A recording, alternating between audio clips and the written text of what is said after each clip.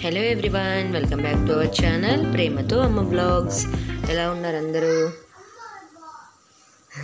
పునరీతి కూడా చెప్తున్నాడు ప్రేమతో అమ్మ బ్లాగ్స్ అని. వస్తున్నా పునర్విత్ చూడండి, వాళ్ళ నాన్నదైతే టీషర్ట్ వేసుకొని ఆడుకుంటున్నాడు అనమాట. వాళ్ళ నాన్న బట్టలు వేసుకోవడం అంటే చాలా ఇష్టం పునర్విత్కి, టీషర్ట్లు బన్నీళ్ళు అట్లా.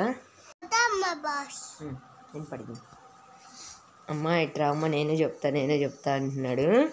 ఇంకా నేనైతే లెగిసానండి. పొద్దున్నే లేచి పని అయితే చేసుకున్నాను, కానీ పొద్దున్నే వీడియో తీయడానికి అయితే అస్సలు కుదరట్లేదు.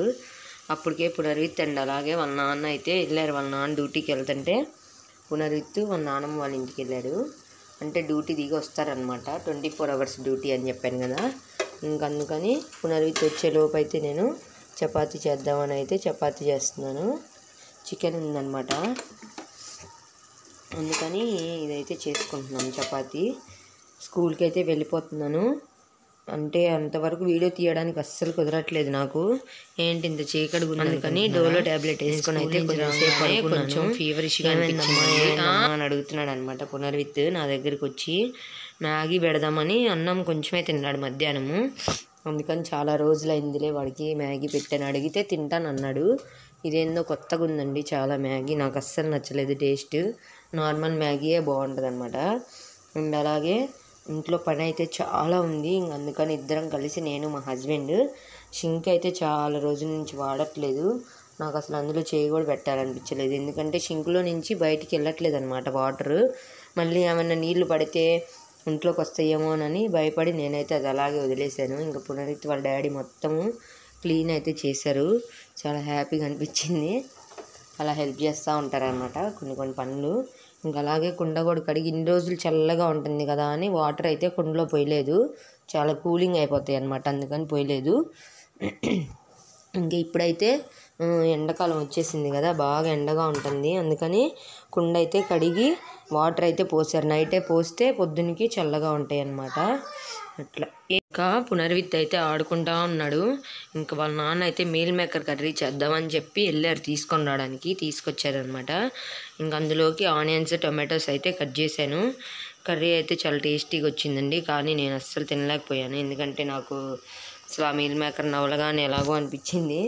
అందుకని ఆయన చేస్తే తినలేదని ఫీల్ అయ్యారు. అంటే నాకు అస్సలు తినాలని అనిపించలేదు అది, ఇంకా కొంచెం తిన్నాను అనమాట. చాలా అంటే చాలా బాగా వచ్చింది కర్రీ. ఇంక ఈలోపు నేను చిన్నగా పనులు చేసుకుంటా ఉన్నాను. పునర్విత్ అయితే ఇద్దరం పని చేసుకుంటుంటే సడన్గా అట్లా వెళ్ళిపోయాడు బయటికి. తర్వాత చూస్తే లేడనమాట. ఇంకా కొత్తగా రైస్ అయితే తీసుకొచ్చారు, రైస్ బ్యాగ్ క్లోజ్ చేసి పెట్టాలని చెప్పి అదైతే పెట్టారనమాట మా హస్బెండ్. తీసేటప్పుడు జాగ్రత్త, అది కాలు మీద పడుతుంది అని చెప్పారు. ఎందుకంటే ఒకసారి వేసుకున్నాను అట్లా, ఆ హ్యాండిల్ ఉంటుంది కదండి, అది ఊడిపోయి ఇట్లా పట్టుకోగానే ఆ పెనం అనేది నా కాలు మీద పడింది, గుచ్చుకుంది, చాలా నొప్పి వేసింది అట్లా. అందుకని ఇంక ఈ బట్టలు అయితే చూడండి ఎట్లా పడేశాడో పునర్విత్. ఈరోజు ఉతికినాయి అనమాట అవి, పొద్దున్నే స్కూల్కి వెళ్ళేటప్పుడు ఆరేసి వెళ్తాను కదా అవి. ఇంక ఇప్పుడైతే ఇవన్నీ మడతేసేసాను నీట్గా. అంతలోపు నేను మడతేస్తుంటే బయట కూరగాయల అంకుల్ వచ్చాడు. పునర్విత్ అయితే ఆయన వచ్చిందాక అక్కడే కూర్చుంటానని కూర్చున్నాడు అనమాట, గిన్నె పట్టుకొని. లోపల రానా అంటే వద్దమ్మా అంకుల్ వస్తాడు, నువ్వు కూడా కూర్చో అంటున్నాడు. అదిగో ఇక్కడ కూర్చో అని చెప్తున్నాడు.